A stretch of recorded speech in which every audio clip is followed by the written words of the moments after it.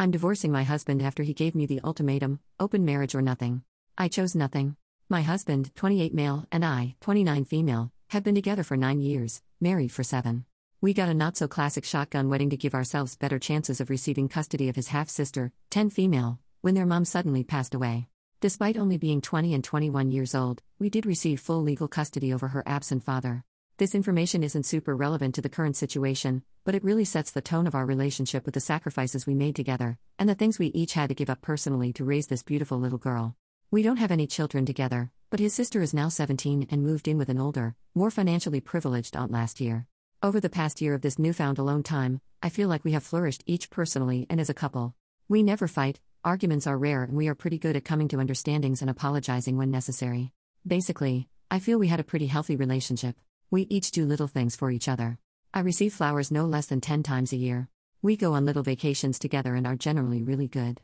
I guess a bit of the spark was sputtering out for a while, but I feel like that's normal for a relationship as long as ours. Fast forward to this past October. My husband seems like he has been depressed, which is normal for this time of year because of the timing of losing both his mom and dad in different years around the same time.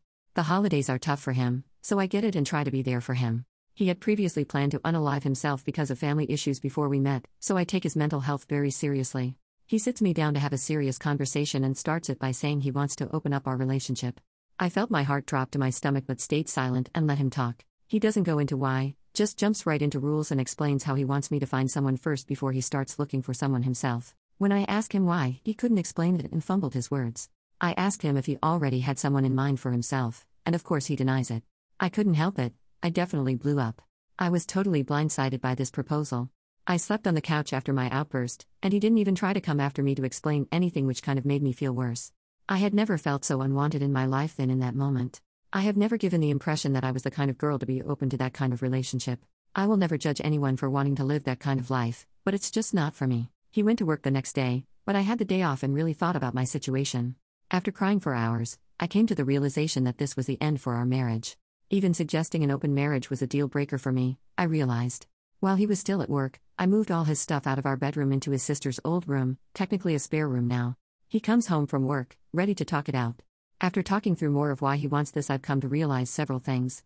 1. He is way more wild than he lets on, and is disappointed with our bedroom life. He knows I'm not on the same level and doesn't want to push me past my boundaries to try things he knows I won't like. When I asked how he knows I won't like to try these new things, he explains they are an escalation of things he already knows I'm not down for but won't go into specifics.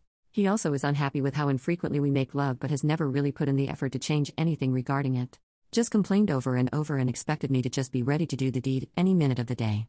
2. He feels we have nothing in common now that his sister is gone. For context, he is more of the outdoorsy type, whereas I like to stay inside and read or play video games. I do venture out once in a while to do things he likes together and do genuinely enjoy them myself when I go, like kayaking and skiing. I do understand that it isn't as often as he would like though. 3. Because we got married so young, there are a lot of things neither of us really got to experience or try, mostly intimately. He is mourning the loss of his young 20s and never getting to sleep around and explore his fantasies. 4. Part of the rules he explained was that we wouldn't technically be sleeping around with whoever we wanted. He called it an open marriage but described it more as polyamory, where we would each have a boyfriend or girlfriend of our own that we went on dates and did things together. Someone we were each allowed to love and be with intimately. An emotional connection was pivotal for him, which broke my heart to pieces. During our talk, I told him I would never be able to look at him the same. I would never be enough for him, and he was basically trying to get a pass for guilt-free cheating in my eyes. I told him it sounded like he wanted to be with someone else without ever leaving the comfort of his marriage. Knowing he could date around and not worrying if those relationships would fail because he could just come home to me. He tried denying these things, saying he wanted to explore himself intimately but didn't want to lose me in the process. He tried getting me to agree to marriage counseling to talk about the open marriage concept. I told him just proposing an open marriage was grounds for divorce for me, and I wasn't willing to go to a counselor for them to gang up on me to try to bully me into trying it. I know in reality that never would have happened, but emotions were high in the moment.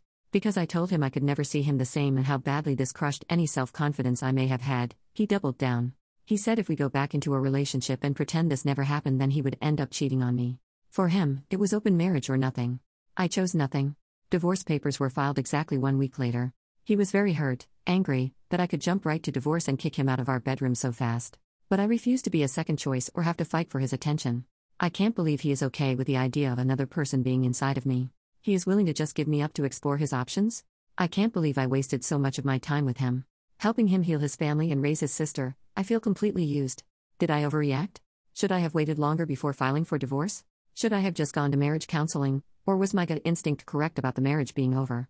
I still love and care about him, but my brain is screaming to be logical. We still live together while we are trying to figure out how to split everything, but now he is being super toxic and petty, saying hurtful things and then begging for personal details about my life. I need to get out of this house. How do I cope with these complicated feelings? Update 2 months later. Hello, all. I wanted to say thank you all for the support. As for the update, where do I even start? It has been over the required 90 days since initially filing for divorce before it can be deemed official. I'm going to the courthouse tomorrow to file the remaining paperwork. We had an easy, uncontested divorce. We agreed on how to split things with pretty much everything, and he didn't even give me a hard time about taking our 2 cats that are quite attached to me. He was always the spare human. I bought a small home for myself and said 2 cats and moved a few days ago. I won't lie, this whole process was very tough for me emotionally. It was especially hard considering he was constantly hot and then cold. He would jump from name-calling and trying to control who came over to our house to finding reasons to call me on the phone all day and joking around with me like nothing was wrong. I feel like I have emotional whiplash from the last 3 months of living with him while looking for a new place to live. At one point, he came home to see me eating a meal I just cooked during a break from packing. It was pretty disorganized, but I was in the middle of doing multiple things at the same time. He saw the mess and started yelling at me for it and throwing my things around the kitchen. Another day, he texted me asking me why I wasn't interested in where he had been spending his days off and later sheepishly asking if he would drop the open marriage demand. Would I ever consider trying again? Of course, I told him we were way past that, considering the multiple times he promised he would cheat on me if we didn't open the marriage. Also, I did get STD tested and came back clean as a whistle. I don't think he was already cheating. But he is damned embarrassed about this whole thing. He wants me to tell people he cheated on me when they ask why we are getting divorced instead of telling the truth of the matter. I'm still not sure what the correct course of action is for that. He was made aware in advance that after I moved and the divorce was finalized, I would be going no contact. I did all the legwork to make this happen, including getting all divorce paperwork and 2023 taxes filed, separating all bills and bank accounts, hiding the address to my new home, blocked him on all social media, and I will even be changing my phone number once everything is finalized. He feels that me going no contact is vindictive. No matter what he has said and done to hurt me, I still have a lot of love for this man. He doesn't deserve it, I know. But that is exactly why I need to go no contact. It's for my own peace and to maintain some semblance of self-respect. I can't tell him that because I don't want to give him, or myself to be honest, any false hope that we could work things out. I have no plans to be with anyone else in the near or distant future. I just want to work on building my confidence and get in a healthier mindset. I haven't gotten to counseling yet like many have suggested. I was in survival mode for the last 3 months so I could get out of that hellish situation. Now that I'm in my new house and getting unpacked, I'm sure I will be able to relax enough to start feeling better soon. And if I don't, I have every intention of seeking professional help. I have a huge support network between friends and family. Our shared friends were all on my side as well. Not that there is a true right or wrong in a situation like this, but one of his best friends telling him this was the biggest mistake of his life was incredibly validating. The only thing I regret from my relationship with him is staying as long as I did despite all the red flags I ignored throughout the years. I went into detail on some of them in the comments of the original post. All I know is that I'm feeling a mix of relief and grief. I just need some time to allow myself to heal. Out of our many conversations, he told me that 99% of open marriages fail because they were open for failing marriages, and that since we had a great relationship, we would have been fine. I tried explaining to him that I learned, from some of you guys, that what he suggested was not an open marriage, but it was parallel to polyamory and it was the most difficult form of polyamory to achieve. He didn't care and was only focused on convincing me to work it out with him. For me, there is nothing to work out. He wants to be with someone else and to fall in love again. So I am giving him the freedom to do that but gracefully stepping back. As many have said, you don't get to have your cake and eat it too. There isn't much more to say on the matter. I said I was leaving, and I did it. Here's to hoping 2024 is my year.